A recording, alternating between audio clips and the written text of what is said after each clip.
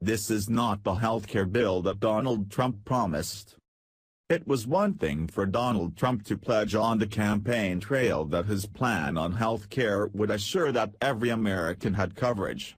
He did so, repeatedly, including during a town hall event in February 2016 at which he said his promise to take care of everyone might sound as if he's talking of a single-payer system, but he wasn't.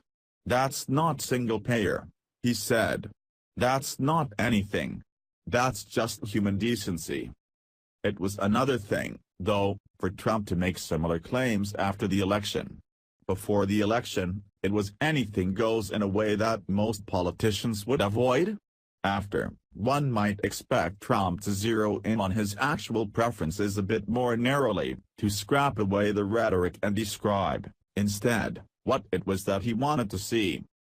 "We're going to have insurance for everybody," Trump told the Post's Robert Costa and Amy Goldstein during an interview less than a week before his inauguration.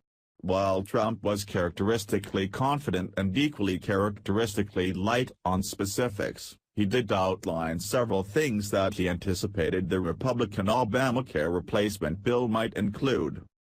The plan would have lower numbers, much lower deductibles. The philosophy in some circles that if you can't pay for it, you don't get it. Trump insisted that that's not going to happen with us, implying that there would be universal coverage regardless of income. What's more, people could expect to have great health care that would be in a much simplified form, much less expensive and much better. Trump told Costa and Goldstein that people wouldn't keep their existing plans but would have some sort of insurance plan. "I'll be beautifully covered," he said. "I don't want single payer. What I do want is to be able to take care of people." This is not the proposal that passed the House on Thursday. The American Health Care Act, passed by the House on the strength of 217 Republican votes, is another beast entirely. The bill would overhaul the Affordable Care Act, cutting Medicaid spending and changing the incentive structure to reduce government subsidies and eliminate the individual mandate. How does it stack up to Trump's January pledge? Trump promised insurance for everybody. The ACA would probably result in 24 million more uninsured people by 2026, according to the Congressional Budget Office's analysis of the original GOP bill. Trump promised lower numbers and lower deductibles.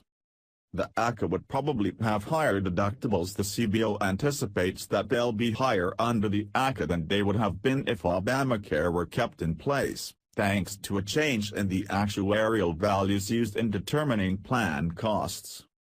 Trump promised much less expensive coverage.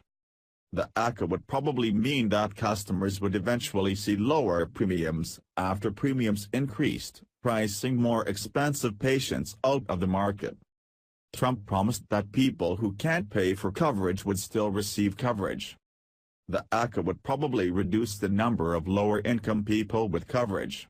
This is in part because they will receive less government support to pay premiums. It's also in part because the Republican bill cuts funding to Medicaid, meaning that millions fewer people would be covered under the program. Trump promised that policies would be much better and that people could expect to have great health care. The ACA would probably reduce the quality of insurance plans, thanks to late amendments that would allow states to get waivers so that insurers could separate coverage items out of the default package. The cost of plans would go down, but people who find themselves needing coverage for something that had been removed would end up paying much more. This is only the set of promises Trump made to the Post in January. He made other commitments even after inauguration that haven't been met. He pledged repeatedly to protect funding for Medicaid, which is threatened under the ACA. Just last week, he made another explicit promise. Trump promised that the plan would take care of pre-existing conditions.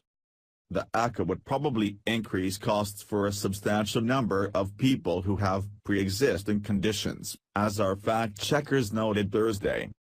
Trump's promise to cover everyone more broadly and for less money was always an impossibility, akin to saying that you were going to have your cake, eat your cake, and give everyone in America the same cake, which would feed them forever.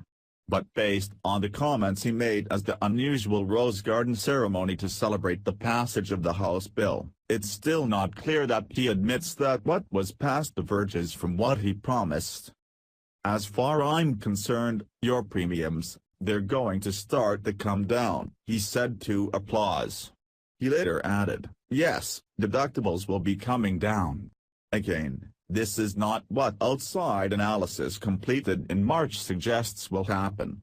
Granted, the CBO hasn't conducted a review of the amended ACA, since the Republican majority pressed forward on a vote before it was complete. It's unlikely, though, that the changes made in the past 7 days would achieve the goals Trump promised again today. He said something else, though, that might explain his overall strategy. "Make no mistake," the president said at one point, "this is a repeal and a replace of Obamacare, make no mistake about it. Make no mistake. The bill would significantly alter Obamacare, but it isn't a repeal and replace of the Affordable Care Act." Of all of Trump's pledges on health care, though, that was his most consistent. Repeal and replace summarize the true extent of his desired outcome so fully that it was the only healthcare point articulated on Steve Bannon's now infamous whiteboard. No details about the repeal. None about the replace. Just, repeal. Replace. All he needs to do now is to convince America that this is what the ACA does. Or, at least, convince himself.